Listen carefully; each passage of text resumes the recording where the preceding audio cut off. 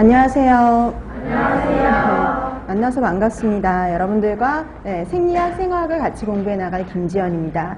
자, 여러분들 이제 2017년 영양사 시험을 대비하기 위해서 이렇게 모이셨는데요. 이 2017년 시험이 여러분 이제 작년하고 이제 달라진 것은 다들 알고 계시죠? 그러니까 과목은 달라진 게 없어요. 근데 문항수가 좀 달라지고, 그다음에 이제 별개로 각각으로 나오던 과목들이 합쳐져서 이제 나오는 그런 경우가 생겼는데요. 그러니까 작년에는 이제 300점 만점이었다면 이제 여러분들은 220점 만점이에요. 그 다음에 근데 나머지는 다 똑같아요. 60% 이상을 맞으면 합격이에요. 네, 60% 이상. 그 다음에 이제 모든 과목이 과락입니다. 그래서 모든 과목이 과락이기 때문에 전 과목을 40% 이상은, 최소 40% 이상은 맞아야 돼요. 근데 항상 보면은 과락 때문에 떨어지기보다는 대체적으로는 점수가 미달이 되어서 떨어지는 경우가 거의 대다수라고 보시면 되고요. 그 다음에 뭐 과락 때문에 떨어지는 경우는 조금 이제 드물다라고 생각을 하시면 돼요. 그래서 그러니까 뭐 각 과목당 40% 이상이니까 60점짜리에 40%면 24점이거든요. 그래서 웬만해서는 24점 이상은 맞을 수가 있으니까 그러니까 여러분들이 뭐 그 과락 과목은 크게 생각을 안 하셔도 크게 문제가 없는 경우가 대다수긴 해요. 근데 극히 드물게 어쩌다 한 번씩은 과락이 되어서 떨어지는 경우도 존재하긴 합니다. 그러니까 모든 과목을 다 골고루 공부하시면 크게 문제는 되지 않아요.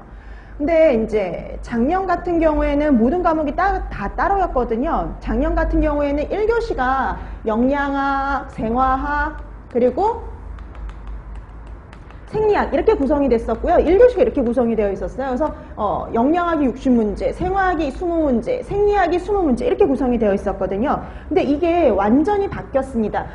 이게 보면 이제 이 생화학이라는 과목이나 생리학이라는 과목은요, 가장 기본 바탕이 되는 과목이라고 생각하시면 돼요. 그래서 우리가 영양과 관련된 공부를 하기 위해서 바탕, 기본이 되는 과목이다 보니까 이 생화학은 누구의 바탕이 되냐면 영양학의 바탕이 되고요. 그 다음에 이 생리학 같은 경우에는 2교시 시험이 식사요법의 바탕 과목이거든요. 생리학이 어느 정도 되고 뭔가 기초 지식이 있어야지 식사요법을 공부하실 수가 있어요. 그래서 병리에 대해서 이해를 하고 거기에 대해서 처방을 내릴 수가 있는 거거든요. 그래서 이번에 이렇게 합쳐진 거예요. 그래서 영양학과 생화학이 합쳐지고 생리학과 식사요법이 합쳐졌다라고 보시면 돼요. 그래서 1교시 시험 과목 여러분 아시죠? 1교시 시험 과목이요. 영양학 및 생화학이에요. 영양학 및 생화학이 60문항, 60문제. 그 다음에 여기는 세 과목이 합쳐졌죠. 영양, 교육, 그 다음에 식사요법 및 생리학. 이게 60문제. 이렇게 되어 있어요. 그래서 작년 같은 경우는 얘가 60, 얘가 각각 따로 20해서 원래 80문항이었던 애가 60문항으로 줄었어요. 그래서 영양학에서 나오던 이제 시험 문항 수도 이제 좀 줄 거고 생화학에서 나왔던 그게 또 이제 20문제가 안 돼요. 그래서 예상하기에는 뭐 이제 생화학 같은 경우는 10문제 내지 15문제 사이에서 나올 것 같다라는 생각은 있어요. 그 다음에 영양교육, 식사요법, 생리학이 합쳐서 60이에요. 예전에는 이게 20, 이게 20, 이게 아마 식사요법이 50이었을 거예요. 근데 이게 60문항으로 줄었죠. 이런 식으로 줄었어요. 그래서 요게 1교시만 120점 만점입니다. 그 다음에 이제 2교시는 이제 나머지 과목들이라 보시면 되고, 얘는 이제 100점 만점이에요. 그래서 총 220점 만점인데, 여러분들 항상 보면은 이게 120문항이라고 해서 120분을 주지 않아요. 그래서 여러분들도 확인하셨는지 모르겠지만 1교시는 100분입니다. 100분.